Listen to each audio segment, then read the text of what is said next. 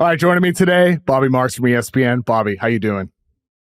I am doing great. Last week of the preseason. How about that? We get rolling next week.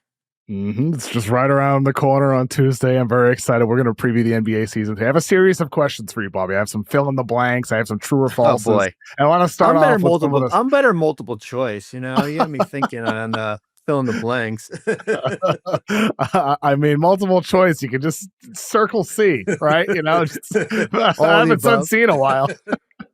So we'll start off with some more timely stuff with the news lately. Russell Yeah, sure. Westbrook has Yep. signed with the Sacramento Kings. Keegan Murray signed a big 5-year, $140 million extension, rookie extension with the Sacramento Kings as well.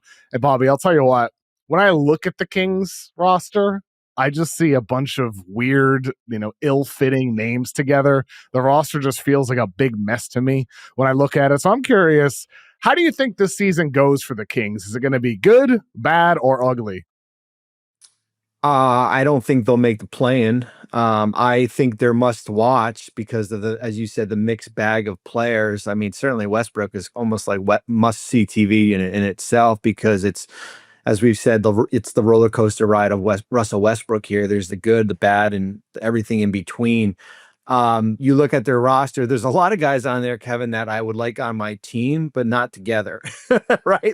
Yes. Like I would like DeMontis Sabonis on my team. I would like DeMar DeRozan, and certainly based on if I had a style that fit his need. I would like Dennis Schroeder. I think you saw what the good things he did last year in Detroit. But them all together, that's probably a little bit of different animal. Especially you're going to lose Keegan Murray to start the season with that thumb injury, so you probably won't get him back until probably around Thanksgiving time at least. And it's the bench is the bench, right? It's a bunch of young players with Reynard, who they drafted, and Clifford, and then you have Westbrook coming off the bench too, likely coming off the bench. I assume he is.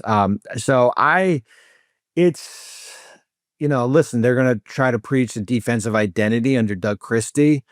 It's probably a team that's probably more built to be more offensively. So I think this is a good season. Is probably at best contending for a play-in, but as you know, in the Western Conference, that is going to be extremely, extremely challenging. For sure, it's going to be challenging for them, and ultimately for the Kings. I feel like I look at this roster and all the veteran names. Yeah, they'd be good in certain situations, and I like the youth. I mean, even if you want to throw Keon Ellis in there, I love Neat Clifford, Yeah.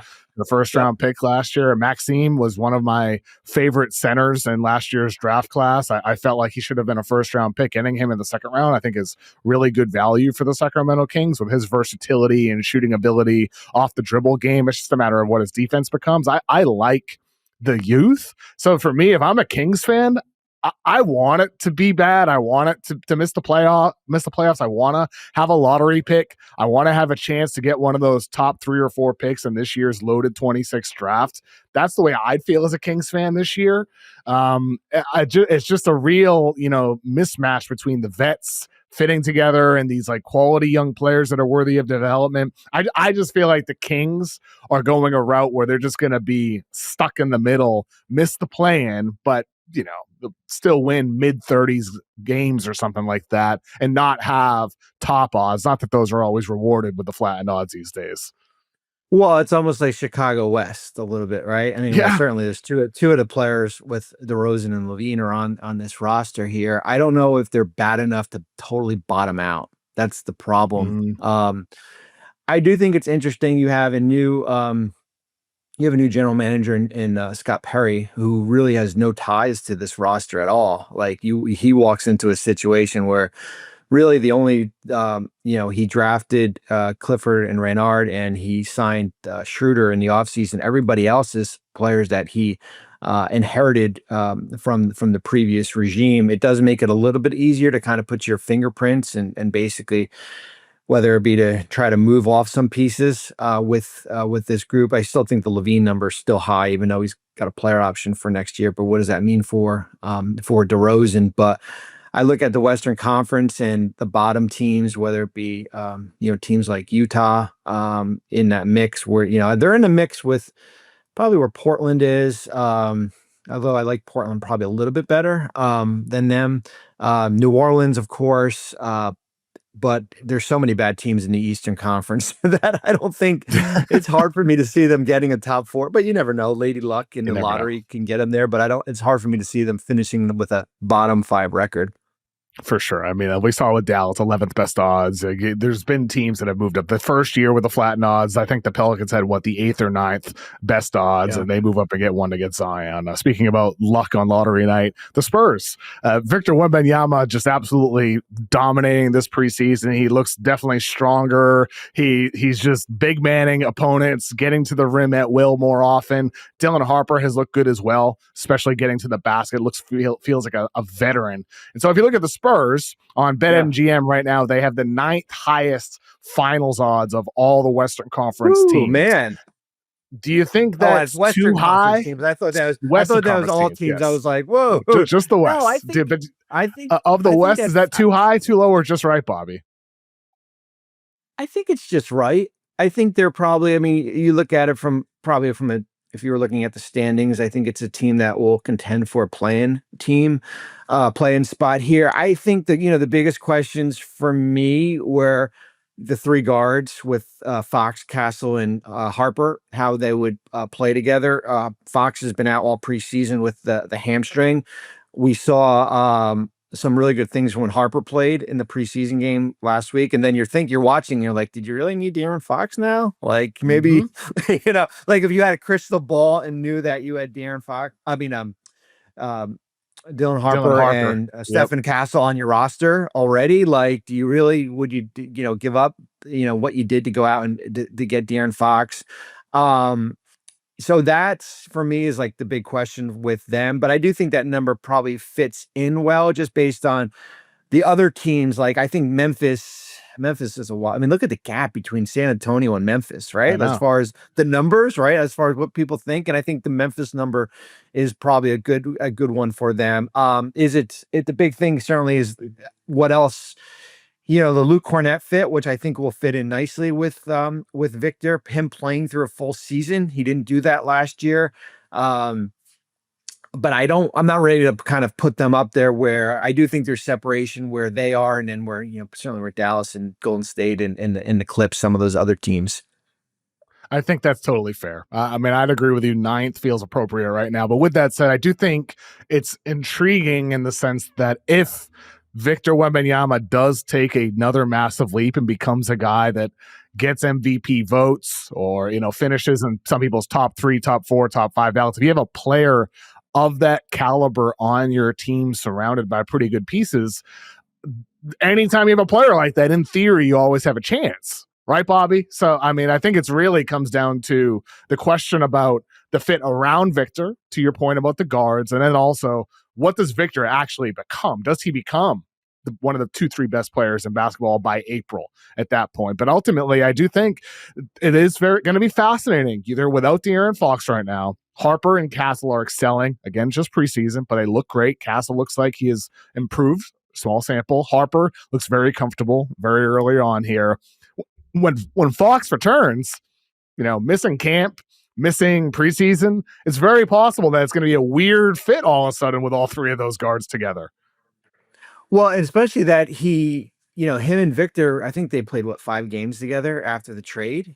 So there wasn't like a great start either. Yeah, it wasn't like they had a 2-month runway to play together here. So the mix of guards will certainly be something to watch. I do think it's interesting, and I always kind of go back, Kevin, when Giannis took that huge leap in Milwaukee. Certainly a little bit different players, but you forget when you have like a generational player, a franchise level player that Victor could be. Like, if you just put the right pieces around, it's not really about going out and getting the right star power. When Milwaukee was able to go get Holiday and then Middleton, all these different Lopez, like all these different players around him. And you're like, well, wait a minute, maybe he doesn't need like 2 all-NBA players with him. Like, no, he's that good that if you have, whether it be shooters, whether it be a guy like Luke Cornett around him, like, then you can potentially take that next step with the roster. Yeah, I'm with you there with Victor. And I mean, the dude at some point is going to be the best player in the world. It's just a matter of when, not if, I'd say, with Victor. Let's move on to the Cleveland Cavaliers. Lonzo Ball looks healthy so far in Yeah. preseason. It's been really fun to watch. Do you think Lonzo Ball could prove to be the most underrated acquisition this offseason?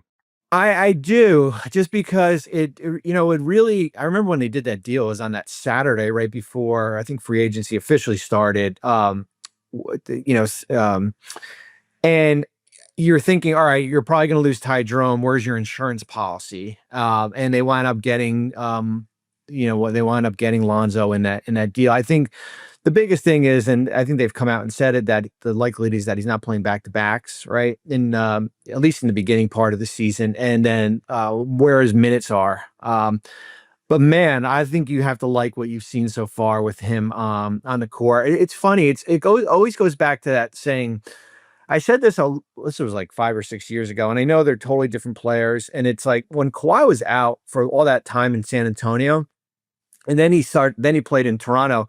You're like, man, this guy's pretty good. It's like you forget about how good players are when they're gone for. In Lonzo's case, I know we saw a little bit last year with Chicago, but had been out for so long and had done some really nice things when he first got to Chicago. And there were some nice things in, whether it be the Lakers or New Orleans here, you do forget how good a player he is. And they're going to need him. The beauty of why Cleveland was successful last year is because they did a really good job of managing Donovan Mitchell's minutes. I believe he played a career low last year in Cleveland, but now you have, the Strus injury, with the foot. You're bringing back Darius Garland from the offseason, the toe surgery.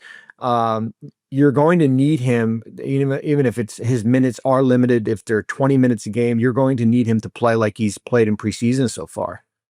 Yeah, absolutely. And I mean, at a minimum, Lonzo just makes things funner. I mean, the speed in which he plays with.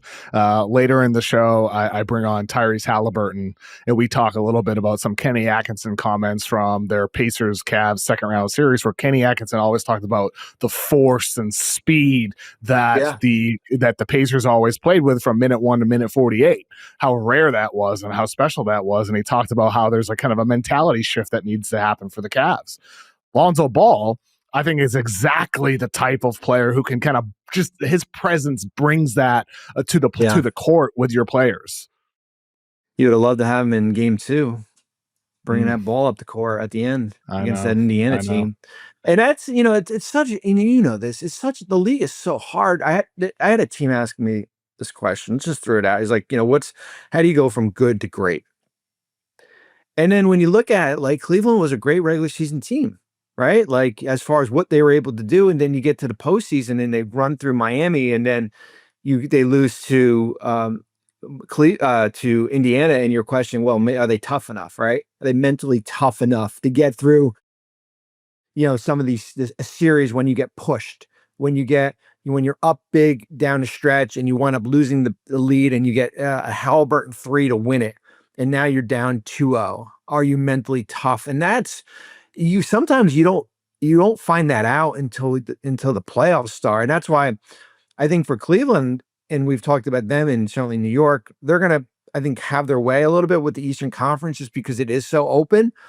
But I'm not ready to cast them as the team to win the East or to win it all just because of what I saw last year in that second round. Yeah, I'm exactly with you there, Bobby. I mean, every word you said 100% true. And you mentioned good to great. That leads me to my next question here. Because the East is so open, what needs to happen for the Pistons to go from a first-round exit team to at least a conference finalist? Because they're the type of team that in an open East, you feel like, oh, we got a chance if we just take a leap. So how do they take that leap going from good to great? That's the hardest thing. You ask any team executive, it's the hardest thing. Like those feel-good stories. It's almost like the Indiana teams, like when Bogdanovic was there, like, remember like the teams that were like after they had traded Paul to OKC, and they're like, wow, this is a fun team. They won 40. Yes. And then they're like, wait a minute, they can't get out of the 7-8 seed for 3 years in a row. Right? And those teams could disappear quick. The Kings were, they were lighting the beam. It's the best it's been in decades. And they were the now look 3 at them. seed.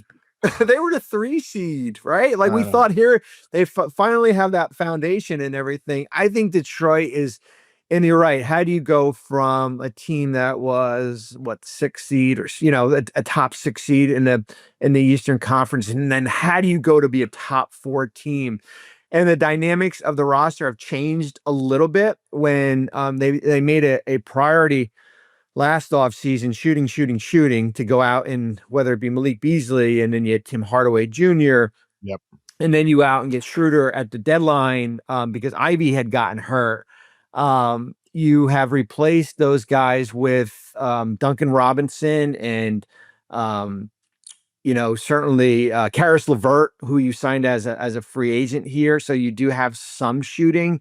I think people forget you get Jaden Ivey back, who was having a really good year before he had that injury that cost him that. It's going to be like, how do you go from, like, as we said, good to great? I think in Detroit's situation, how do you go to a top 4 team? Some of it's going to be really from internal. How good Kate is, certainly an all NBA type player, but what's the leap of Jaylen Duren? What's the leap of Asar Thompson? Some of those other players, you have Tobias Harris, and then it will come down to, like, sometimes, Kevin, when you're trying to make that leap, it comes with the risk, right? The risk of, okay, we have a big expiring contract in Tobias Harris, and now finally we have all our draft picks. Like, are we Yes. willing to, like, be, I don't want to say conservative, but be safe, right? Like, there's the safe route is like, you know what? Let's just develop within. Let's see where we go, and hopefully that's good enough. Most of the time, it's not. I mean, it's probably good enough to be a 6, 7, or 8 seed, but most of the time, it's not to get to a 3 or 4 seed. We've I talked mean, about, it's how funny, many teams do it all internally, Bobby? oh Right? I my mean, like God. OKC had to get Hartenstein and Caruso, right? Like to take Well, that leap. even Like you listen, mentioned even earlier, yeah, the Bucks with Drew Holiday and Brooke Lopez and Chris Middleton. You have to find guys externally. It's just well, part of it. even like, yeah, I mean, even like Houston. Like Houston went through that period with, after they had traded James, Kevin Porter Jr., Jalen Green, right? Like, Şengün was terrific. And then they were a great story last year. And then they lose to Golden State in the first round. They're like, nope, we need help. Bring on Kevin Durant, right? Yeah. Like it like you kind of like bang your, I went through that. Yeah, I went through it in certainly in Brooklyn. Like like, listen, how do you go, from a decent team to try to take a next step? And then the downfall is that when you make a high risk move, it comes with a lot of, as I said, the safety net is removed. And that's for me, when I look at Detroit, there's no reason why.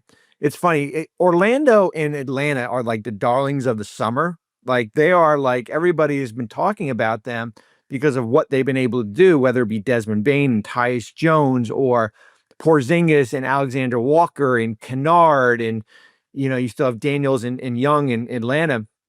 There's no reason why Detroit should not be mentioned with these teams. Sometimes we talk about, like, maybe it's just because they were a little bit safer this offseason. They didn't make a big splash here, but I do think if they are going to take that big jump, and it's not going to be in a trade market, it's going to have to be within their own homegrown guys. Yeah, I mean, I think ultimately, if they can use that Harris salary and some future picks, go get like a Larry Markkanen, like somebody There you in that go. realm. Like to Yep. me, that like lifts a lot of their potential up, especially with some of those supporting pieces. If they get a little bit of internal development as well, suddenly, who knows? The Pistons could be playing in late May, and you never Yep. know what could happen if you get to that point of the season. Next question here, Bobby. Anthony Edwards, so far in Yeah. preseason, he's only 1 of 6 from the post scoring. So it hasn't been a great start with his experimentation, integrating the low and mid post into his game, but it seems like he's committed to trying it. If the addition of a low post game for Anthony Edwards is as successful as his increased 3-point rate was last year, does that Yeah. at all change Minnesota's title outlook for you? I think it does. I'm just interested if he kind of goes back to become, like, I don't want to say just becoming a 3-point shooter, but we saw last year's numbers really jumped. I think Mm-hmm. as he was north of 10 attempts per game, and he was right around like 6 or 7 the year before. If he struggles in the post, and that's certainly been well documented as far as him working on that? Does he just kind of resort back to kind of where he was a year ago here? Um, I've said all along, like I think as great. Yes, Anthony Edwards, what he does will play a huge role with where Minnesota goes. I joked, I was like, yeah, they're kind of like the Buffalo Bills of not this current Bill, maybe this current Bills, but the ones in the '90s, right? Who kept on getting to an AFC Patriots championship back game. in first place, Bobby.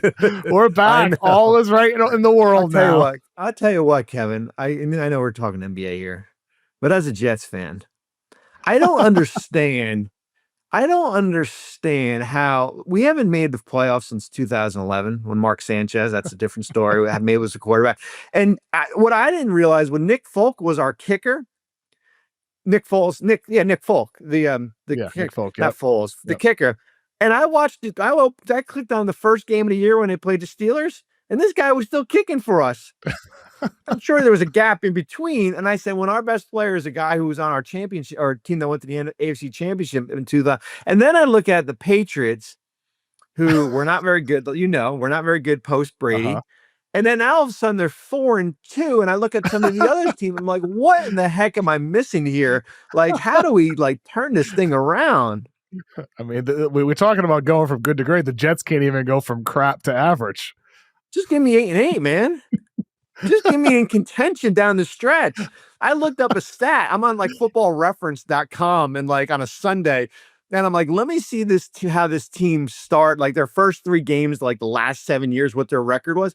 Kevin, it was 6-24. We've been eliminated going into week 4 every year. It's one of them. It's unbelievable. I don't care who's coach. I like Aaron Glenn. I don't know who's coaching.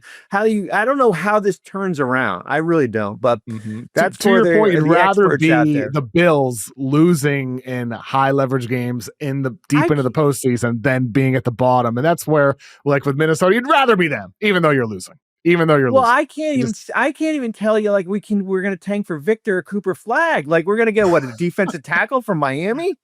God, great,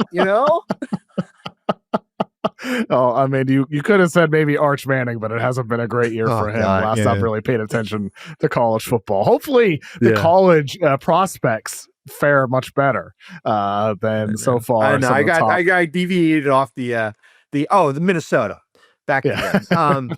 I do think I've said this during the summer league. I do think the success of Minnesota is really going to come with some of the younger players, though.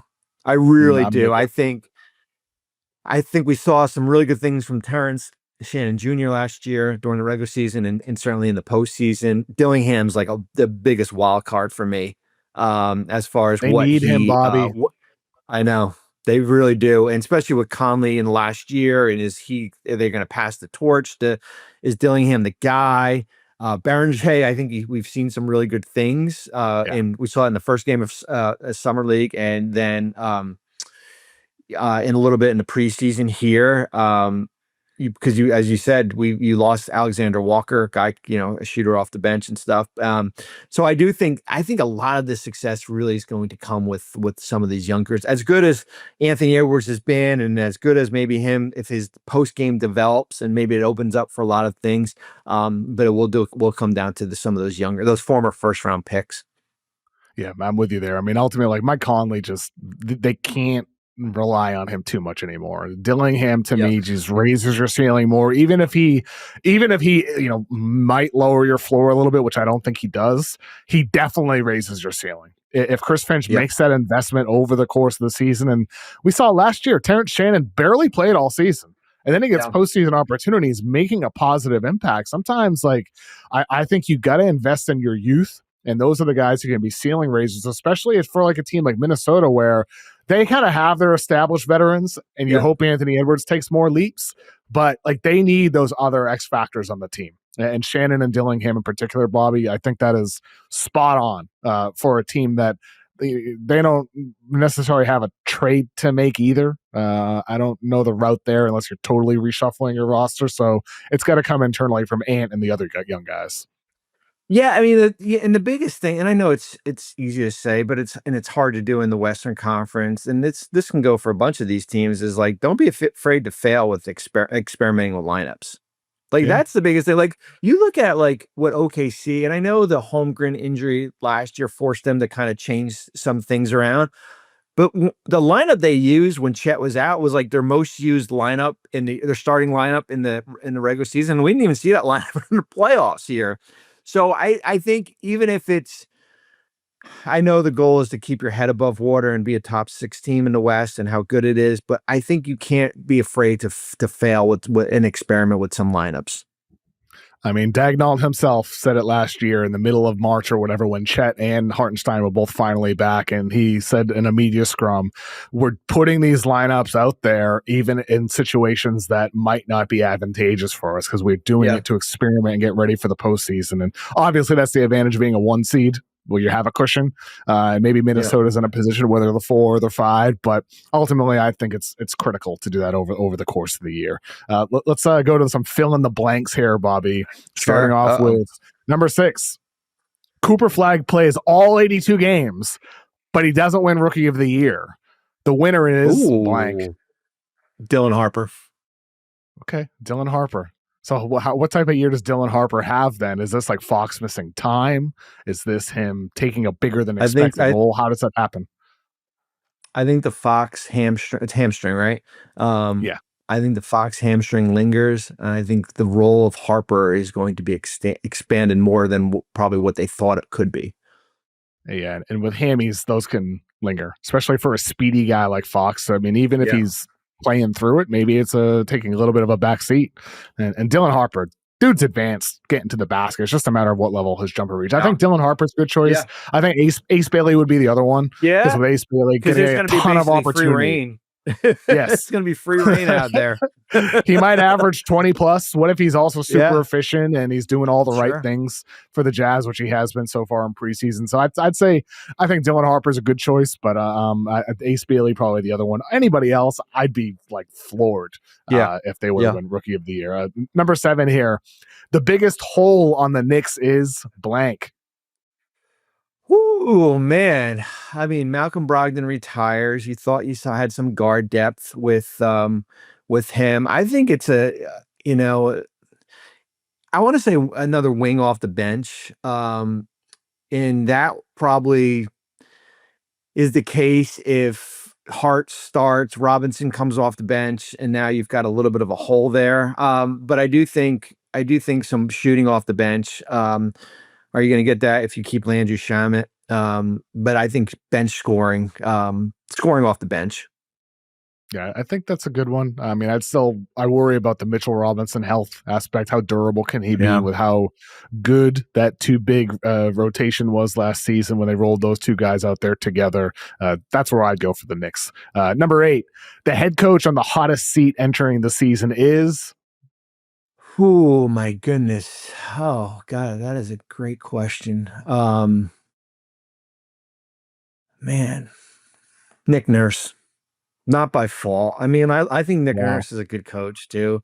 I think Philadelphia is going to be like just under the microscope big time here with and it's really not to his doing, but I think when you look at in the Embiid situation, which I'm going to be interested if he plays in a preseason game before we get going here. The Paul George situation, expectations probably they're not as high as a year ago. I would probably put Nick up there though. I don't think it's rightful, but I just think there's so much probably this potential distractions within that organization. Yeah, and I think that might be the only choice. Like maybe Willie Green. I know. The Pelicans would be the other one. There's not many, right? Is Willie Green really the only other one? New front office there. They keep the head coach. Yeah, I mean, I guess you could say Willie Green, but what is the expectations in that team? I mean, the only thing is that like I always watch these games. Like we'll get to like November, and I'm like, ooh, that's a game that's that might get a guy fired, right? Like if there's a string of that in New Orleans for them, but really that would be the only guy that would probably come to mind. Chris Finch, maybe. Maybe that's the only other one. I think it's just those Yeah, three you are the never only. know, Yeah, especially with the yeah, new ownership group. This is their first full year yeah. immersed in that. If they underwhelm, if Of they're course, like slightly above yeah, 500, looking like a 7 seed, I could see that as well. But not the possible. hottest Yeah, today. that's Not the hottest today. no, not the hot. And I don't think there's really a hot like going Yeah. into the season. Well, how about from a front office perspective? The GM on the hottest seat entering the season is blank. Oh my God, it feels like I want to stay with Philly. I mean, I don't know. I mean, It really I might be. They're just, linked, right? I mean, I listen, it's funny, Daryl was applauded last year when they went out and signed Paul George and some of the things they did with their roster. I think certainly there's an it's interesting when you also have an ownership group that owns the Commanders. And you come off last year making the playoffs and you're like, well, I want that for our group.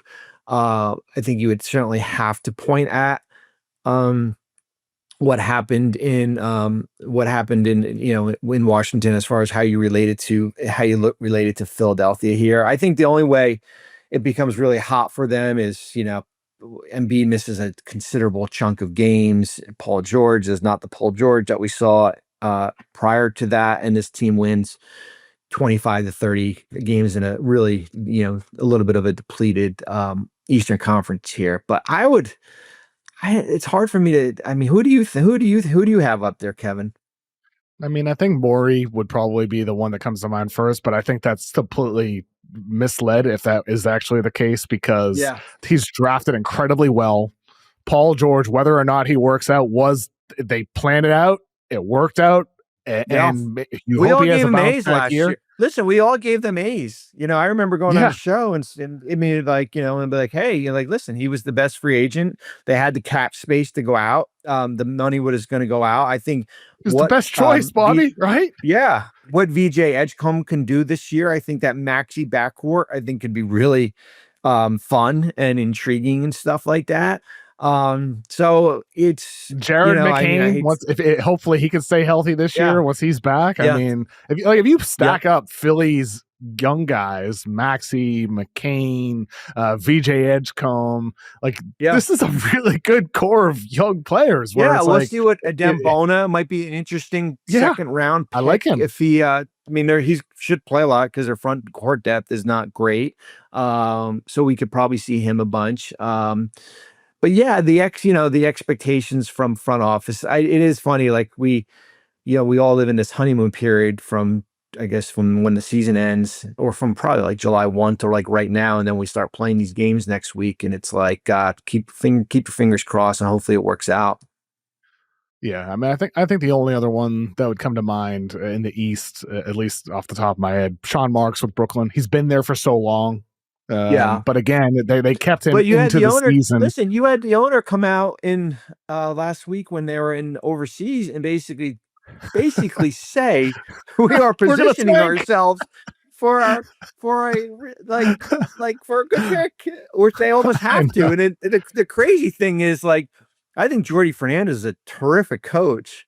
Like, and I said like this last year, like they're winning too many games, like the coach, because he basically coaches his ass off and stuff like that. I think it'll be a little bit different this year just because this team is so talk about lineup experimentation, right? Like as far as how many young kids they have on Oh this yeah, team and everything.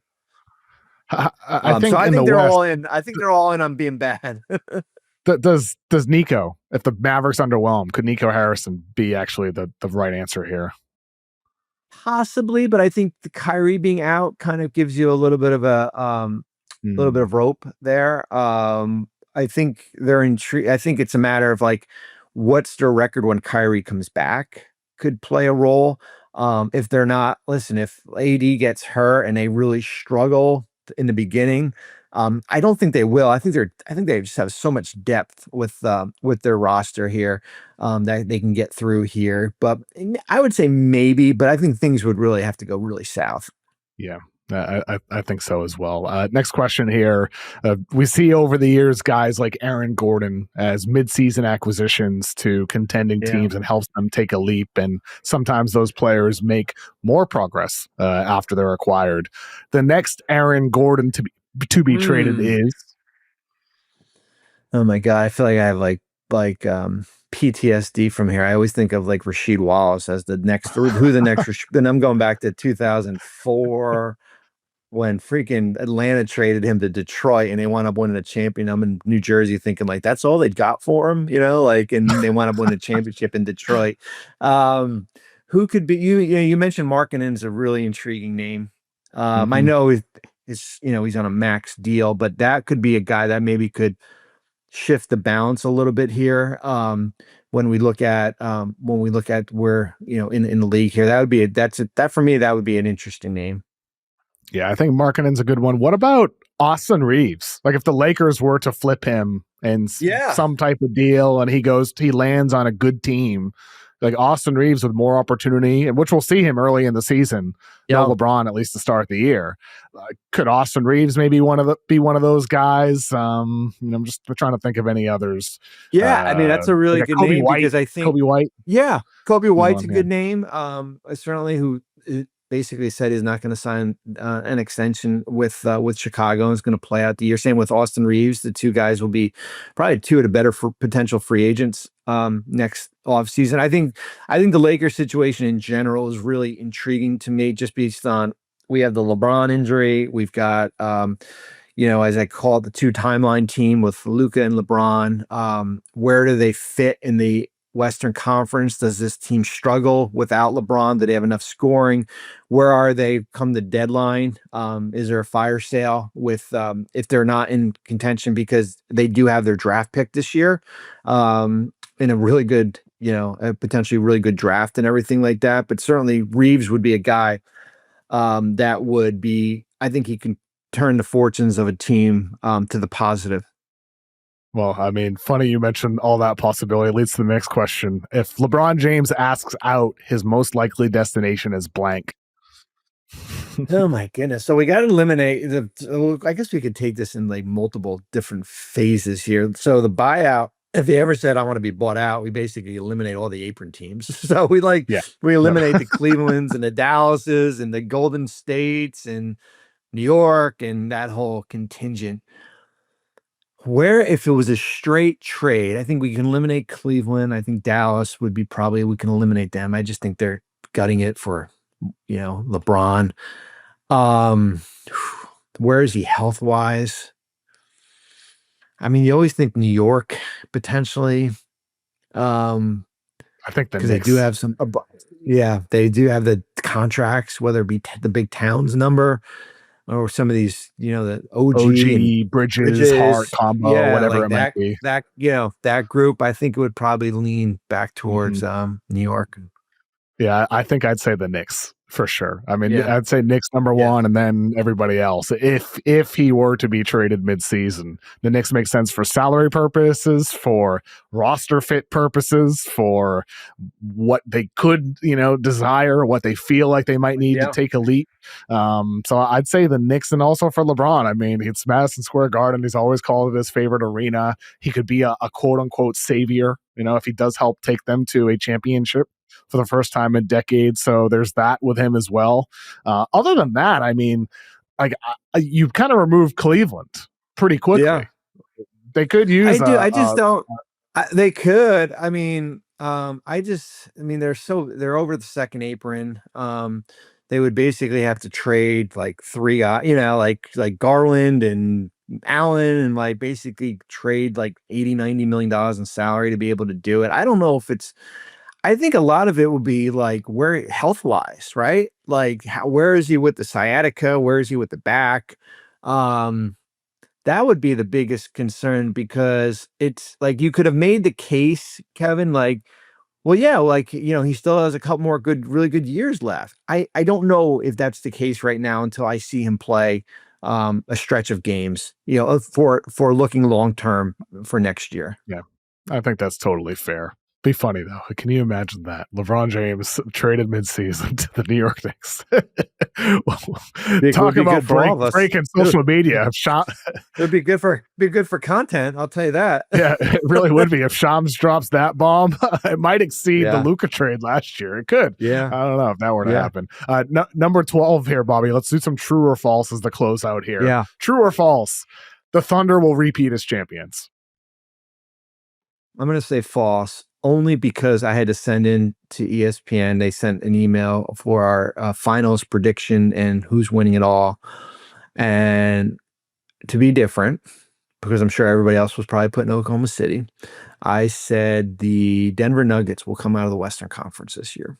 Good choice. That's what It's a really good choice. You know, like the Jaylen Williams injury is a little intriguing for me. I wish I would have known that when I said they were going to win 70 games last week on NBA Today and basically blew up social media and stuff. Like, I think it is hard to, you know this. It's hard to repeat.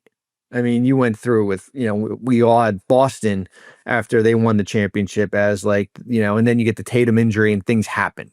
And I don't want that with Oklahoma City. But I do think things happen during the course of the year or in the playoffs here.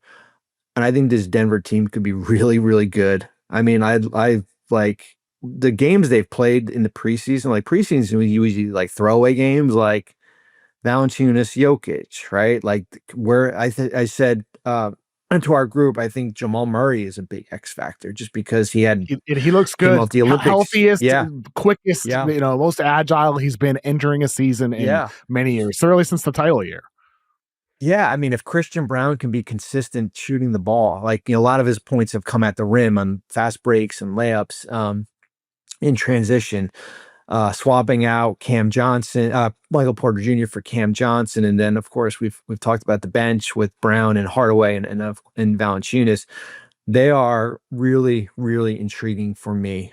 So I would say false. I will give me Denver because I do think they are a much and people forget like this was a Oklahoma City team that was.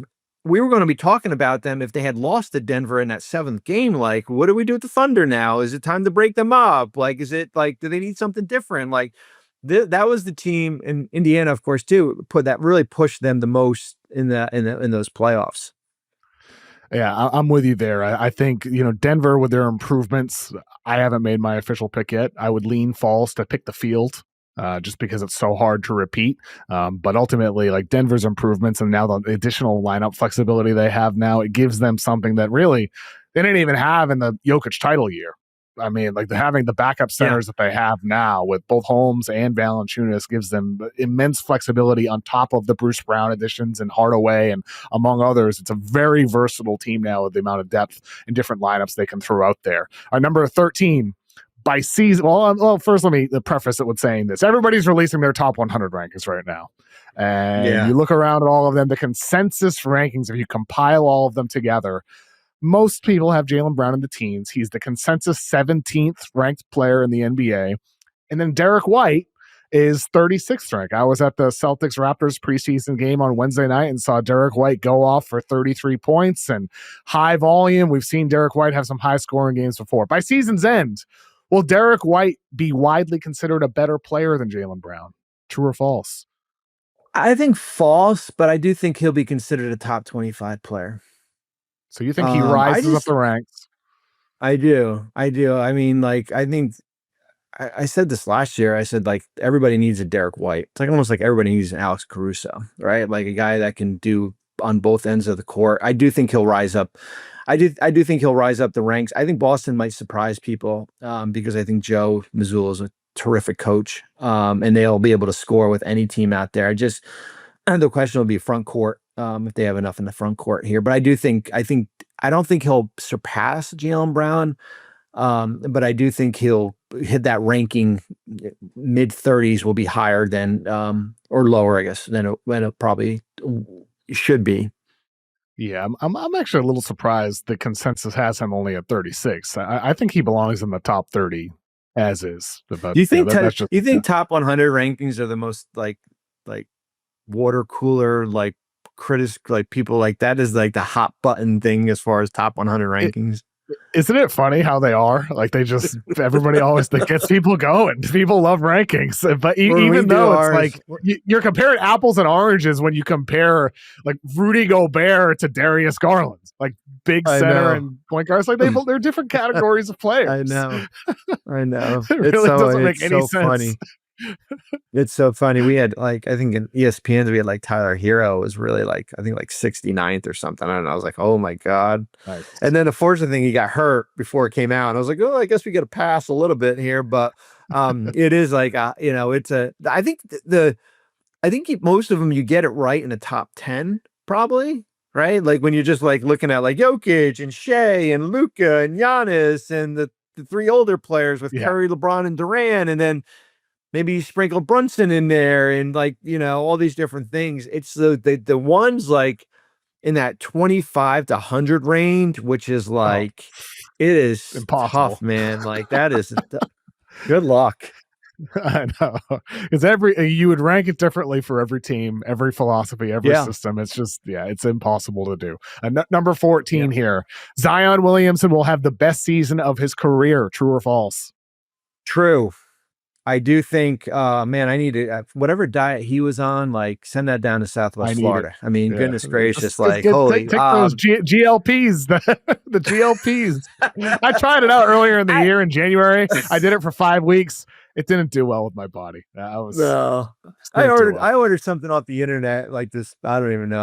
I saw it on Facebook and I was I think I actually gained weight from whatever I took. So I was no, I'm good. I think he will. I just look at he's only been available. I think he's played 46% of regular season games since he's come into the league. I think it's now or never, right? I think he's in the best condition, shape, all that together.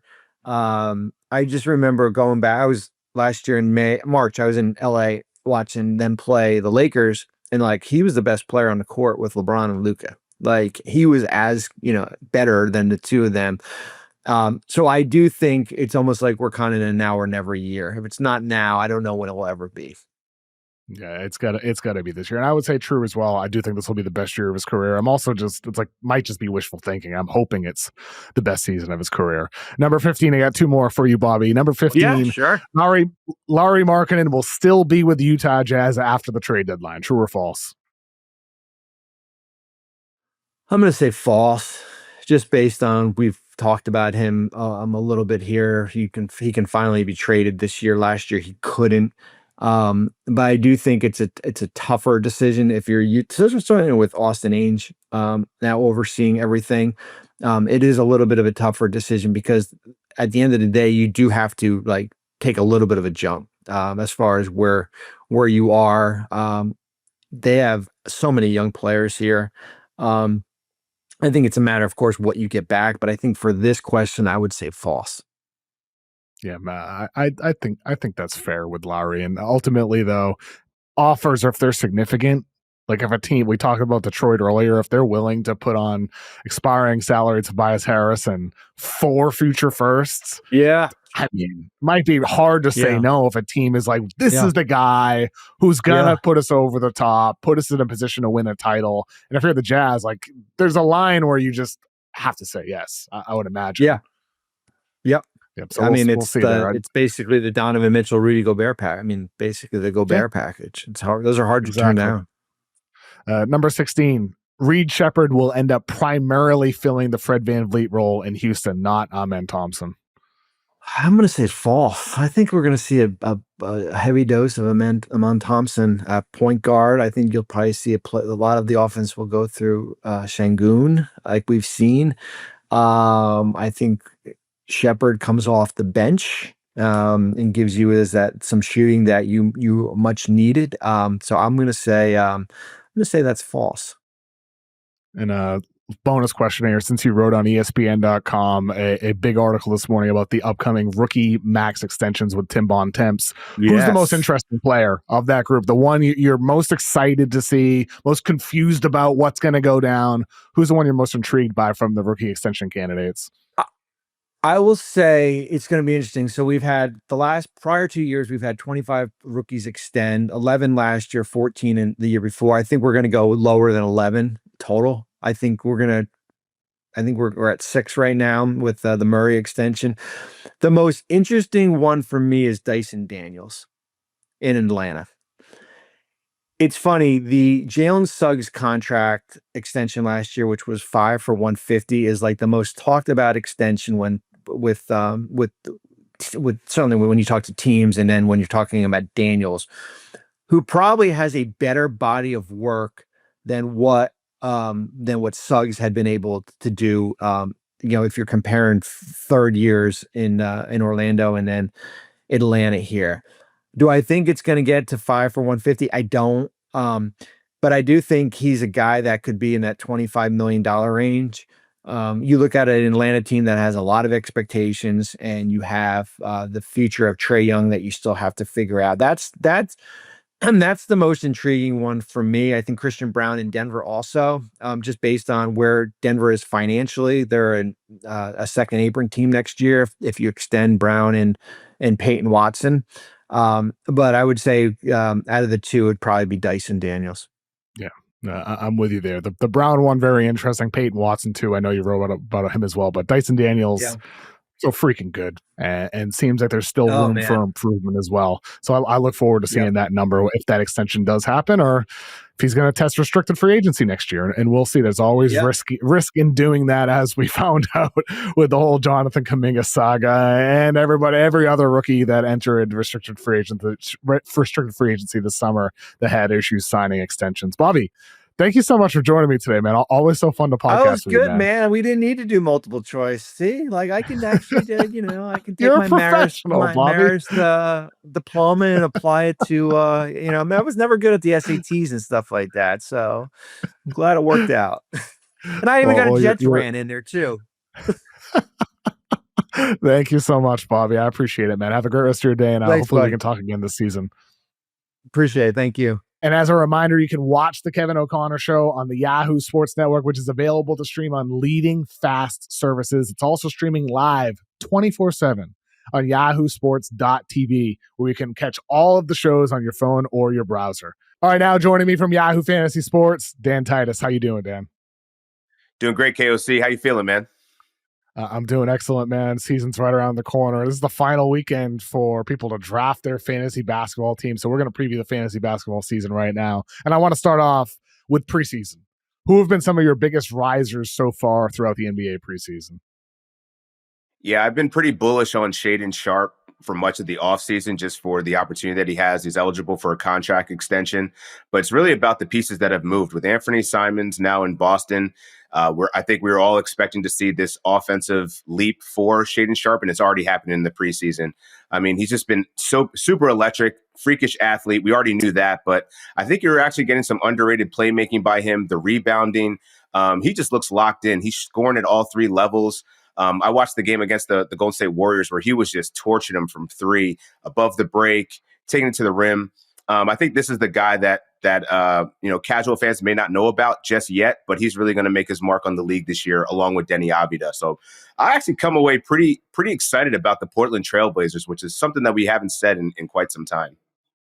Oh, I know. I think the Blazers in general as a team are just going to be straight up fun to watch. I mean, I think like Shaedon Sharpe is going to be one of those guys like you like having on your fantasy team. It's just fun to have Shaedon Sharpe on your team. He's always living on highlight reels. He makes exciting plays. He's going to have big, high-scoring performances. But ultimately, like you said, the Blazers as a whole, they have a lot of guys. So I think maybe, at first glance, you might avoid a team like that because it's like different guys every night.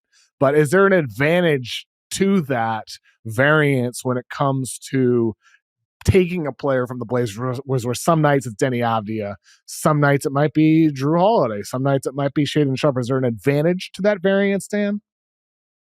In high score, for sure, because, Shaedon Sharpe, one of the reasons why I've been targeting him a lot in high score is because he has dual eligibility. There's only 22 players in the game that can be exchanged interchangeably between guard and front court. But then also, it's all about your boom potential. And no offense to Drew Holiday, he's not a spring chicken. So I don't expect him to have these big ceiling outcome games, whereas Shaedon Sharpe, he could go for 40 in a given night.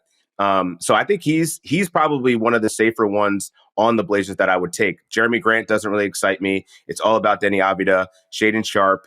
And then I would maybe throw in a last minute flyer on Donovan Clingan, because I think he's another guy that is starting to come on a little bit more in the preseason. I think he had 6 offensive rebounds in their last preseason game. Just a bully down on the block. Like, there could be points where he gets played off the court, but I think he's going to make a huge impact for this team. And then you have young Hansen waiting in the wings that, they don't need Robert Williams III right now, and they don't need Duop Reith. Like, these guys are going to run their young guys along with Drew Holiday, and they're going to be a fun team to watch. I mean, Clingan hit a 3-pointer in his most recent preseason game. Young Hansen has hit 3 of them so far in preseason. Like, these bigs seem to be continuing to extend their range for the Blazers, which, from a straight out basketball standpoint, it really changes the equation with what that front court could look like with Twin Towers, with Clingan and Hansen in the years to come. So I'm very excited there. And from a fantasy standpoint, a lot of interesting guys as well. Do you have any other risers that have stood out to you so far in preseason? Benedict Mathurin. I think that this is the time where we're going to see him really take that next leap, mainly because he's getting the opportunity to. He's been a guy that's been on the bench primarily, been serviceable in times when he's joined the starting lineup, but with Tyrese Halliburton not there anymore, it's going to be him and Andrew Nembhard really stepping up to soak up some of that usage and opportunity from a shooting volume standpoint. And I just came away really impressed this preseason, just the way that he's taken over control of the offense. Like, I think he could push Pascal Siakam for leading this team in scoring. He's averaging over 18 points in 17 minutes in the preseason so far. He had that explosive 33-point game. If you're looking in high score, you're looking for those high ceiling outcomes. Once again, I think Benedict Mathurin's a guy that can get you 30 on a random Tuesday and can help you win weeks. So I'm just very bullish on him in general this year, just because he's going to be playing upwards of 30 minutes. And when he's been averaging, 20 points, 6 rebounds, 2 assists whenever he's gotten the opportunity to play more than 30 plus minutes. So I think he's going to have a really strong season this year, and it's probably going to push for some from seasonal awards. So far in Yahoo fantasy basketball drafts, Andrew Nembhard's ADP is at 74 and Mathurin is at 93. Would you prefer the value of Mathurin a couple rounds lower at 93 over taking Nembhard at 74? Or are you happy with both of those guys as shots in that draft range this year? That's a great question. I think I've drafted more of Nembhard just because of the positional scarcity. So the further you get in the draft, the harder it is to get assists. So mid-range, you could get a 6-assist guy like Nembhard, for a pretty affordable price. Whereas Benedict Mathurin, you could also argue it's hard to find a 20-point scorer once you get close to those hundreds in draft boards. So I'd be happy to have both, but if I'm talking about pure value, I think I would take the upside of Benedict Mathurin over Andrew Nembhard this season. And you mentioned high score a few times in our conversation so far, and I'm sure there are some people listening that, they're used to regular fantasy basketball. Can you explain to me what high score is and to explain to the listeners? Yeah, not a problem. So High Score is the latest fantasy game. It's a new, innovative way to play fantasy basketball. Simple roster, simple scoring. Some of the differences that you'll see from a traditional or standard points league is that turnovers no longer count. So you don't have to worry about those, Cade Cunninghams and Trae Youngs that have a high assist rate, but also have a pretty high turnover rate. But then also it elevates the scoring for, or the points accumulated for assists. Assists are worth 2 points. Rebounds are actually discounted to 1. So that makes guards a little bit more valuable. But I think when we participated in our first draft with the NBA Creator League, it was really interesting because it seemed like front court players were going more quickly and more readily than the guards. So I think that that's an interesting trend where it's like, I think that there's a positional advantage to having guards, but the front court players are actually the ones that have, you'll see these 60, 70 point type performances in the Wembys, the Jokic's, Giannis. So it's a very interesting strategic decision-making process of how you want to build your roster.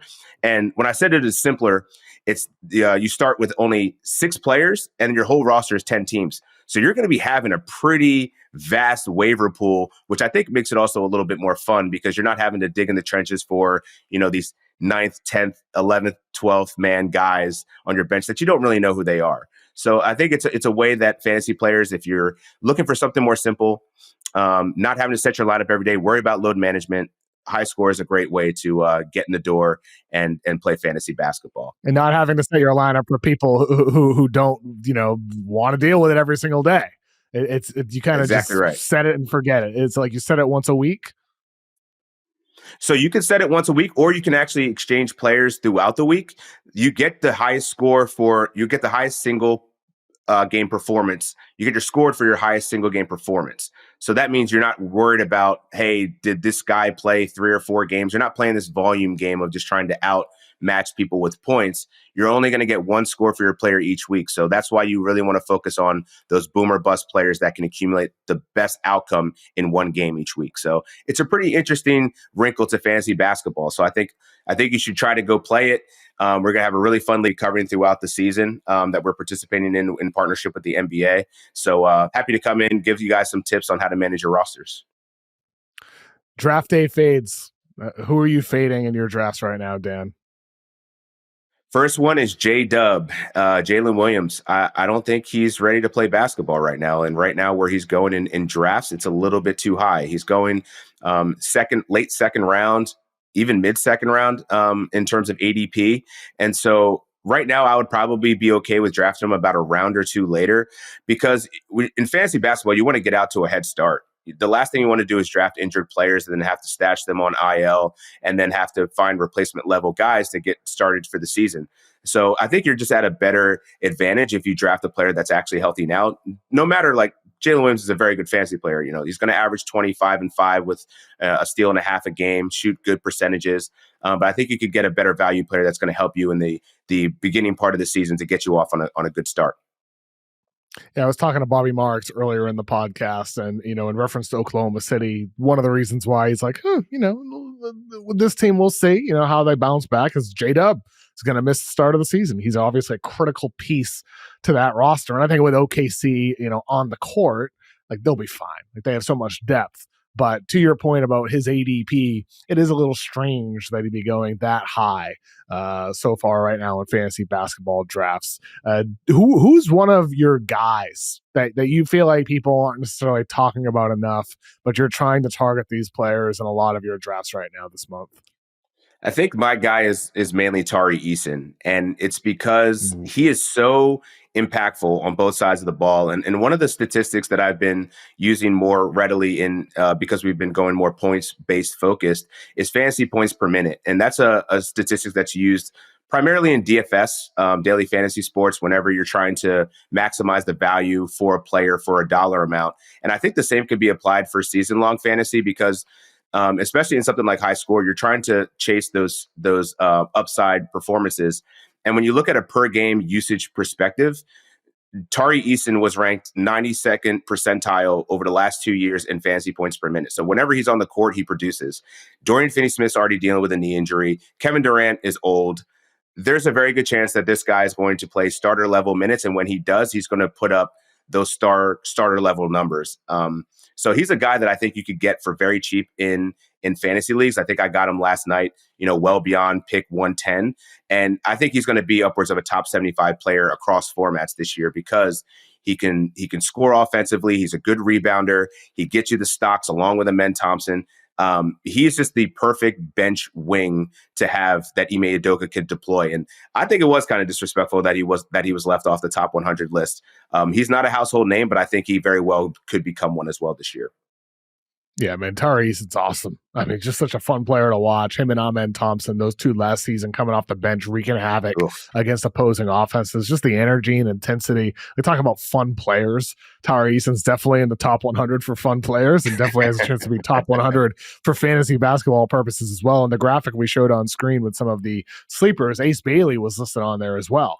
And with Ace Bailey, I'm sure throughout this entire month of preseason, as you're seeing him just get fed the ball and fed opportunities both on ball and off ball, the way in which the Utah Jazz are using him in a diverse assortment of plays in the half court, that signals to me that they are going to feature this guy a lot this season. And the way in which Ace Bailey is performing with those actions, he's not just being, you know, chucker like he was, you know, more in high school and college, which I don't mean that as a knock. He was part of the reason why there's appeal in him, why he was a top pick, why he was a lottery pick. But he's passing a little bit too. And so for fantasy basketball purposes, if you're getting points every night from Ace Bailey, efficient or not, but you're also getting him with passing opportunities, assist opportunities, especially in high score where turnovers don't matter, as you said earlier. Ace Bailey could end up a steal at ADP of 135. That feels like it could potentially be low for him. And he's a big rebounder too. He rebounds a lot. Dude, I think I haven't come around on a player so quickly. I'm trying to remember the last time I did, but I was questioning the fit with Utah, and mainly it's because of the whole. So was he. To be fair, Dan, he was also questioning the fit, and he fired his agent. He said, "See ya." But literally, Danny, I think that was probably Danny Ainge being like, "Bro, I got you. Let's get rid of the noise and let's lock in." And since he has, man. Listening to the Will Hardy press conference after their last game, I think a reporter asked, how is Ace coming along and how much you've been throwing at him? And he said it was very similar to the way Lauri Markkanen came in. He's kind of we threw stuff at him. He learned, he got it quickly, and he adapted. So I just think his basketball IQ was being underrated because he was being labeled as a chucker. But what we've seen in the preseason, I think he easily could have been one of those preseason risers too, man, because I was, in addition to the playmaking, not worried about the scoring. His mid-range is locked in already. But his defense was underrated. His rebounding is underrated. I think he's going to probably push for a top 100 player, and definitely in points leagues. Categories, we'll see how his efficiency lies. But in points leagues, this guy's going to be a bucket. And I think he's going to start right away. He has a path to 30 minutes. And by all accounts, this Utah Jazz staff really wants to get him involved from day one. So I'm really bullish on Ace Bailey, and he's going, well beyond the top 120 picks. But I think I could see his draft stock rising as we approach draft weekend. Isn't it funny how sometimes in life, the thing you want the least ends up being the best thing for you, and vice versa? Sometimes the thing you want the most ends up being the thing that's worse for you in life. You learn that as you get older. And with Ace Bailey, he's, just a kid. And on draft night, he wants to go to Washington. And Utah drafts you, and it's like, God, I did not want to be here. This is the last place I wanted to be. But it could prove to be the best possible landing spot for him in his career. It could. And so far, I'm just beyond impressed by how he looks and how his role looks, the investment in him. This could be for the best, Dan. It really could be for him. I'm sure he thought he was getting sent to the wall at that point. Because if you had a choice between Washington, D.C. and Utah, you're like, bro, send me to D.C. all day. But as much as I love what D.C. is doing in terms of their rebuild, cast him away to a place where he could just focus on basketball. Couldn't have been a better landing spot. It's like that Wemby going to San Antonio. It's like, just go to the place that can cultivate you and build you up to be the best possible basketball player. That was a godsend for the basketball gods there. Yeah. I'll tell you what, Dan, I've been to Utah once. Oh, no, twice. I was there once for 24 hours when they had All-Star Weekend. I wasn't there long. And then I went there last year. I mean, I forget why. I couldn't be there long. I forget exactly the reason why. But last year, before my move from LA back to the East Coast, during my farewell West Coast little adventures, my mom and I went we saw the redwoods, in Northern California. We also went to Zion National Park before we moved back. Beautiful. Utah is not the wall. It is one of the most gorgeous places I have ever been in my whole life. It is stunning. It is so beautiful. And the air is just, you take a deep breath, the air is so crisp. It's the opposite of what you get every morning in the Bay in San Francisco. I'm not taking those deep breaths. Yeah. It's definitely the total opposite of Los Angeles, but it is. I'll tell you what, Utah was never a place where I was like, oh yeah, go visit Utah. But I want to go back to Utah and see more of Utah. It's so beautiful. I went out to Park City last year, and I'm not even a skier, but it was just a nice city, nice getaway, nice vacation, and probably want to spend a little bit more time in Salt Lake, man. I just at least want to see a basketball game while I'm out there, but not a place I want to live, but to visit, I could dig it. Yeah, it's absolutely gorgeous. I mean, the mountains are just so big, so beautiful. Can't wait to go back sometime. Dan, appreciate you joining me today, man. We are in our Creator League, Yahoo Fantasy High Score. I had an auto draft. I was in New Hampshire that weekend, and I poked my head in very quickly, but I trusted the rankings. I trusted you, Dan. I trusted you. It worked out pretty well for you, you, man. It worked out all right I think for you. so. Like, I think you took some risks. You got some old guys on there, but Kawhi Leonard, LeBron James. But in high score, I think it works to your benefit to get those. Yeah. I mean, we're talking about, NBA All-Star here, all NBA players. As long as you can count on them for one game a week, you should be all right. I mean, look, I just feel like I'm being cursed. In fantasy football this year, I got the 12th pick, the last pick in a keeper league, mind you, as well. And I got screwed. I've drafted pretty well considering. And this year in the high score league, I had the last pick as well. It's just not cool. It's just not cool. I wanted Wemby. I already made a trade offer for Wemby in the league. I'm not sure the owner is. Just a virtual slap across the face. Like, it's like, who do you think I'm an idiot? They probably thought when their offer came across. You think I'm going to trade you Wemby for Bam Adebayo and I don't know who else I offered? No, I knew they would say no. But you got to shoot your shot. And exactly. You got to shoot your shot. You got to test the waters. And that's just the start of the conversation. Maybe it's a slap in the face back to you of like, hell no. But, at least you know where you stand. Yeah. You win some, you lose some. That one, I know it's an expected much. Dan, I appreciate you joining me today, man. I look forward to having you on throughout the season as well. Talk basketball, talk fantasy. Always good to have you on, Dan. Appreciate it. Great talking to you, KSC.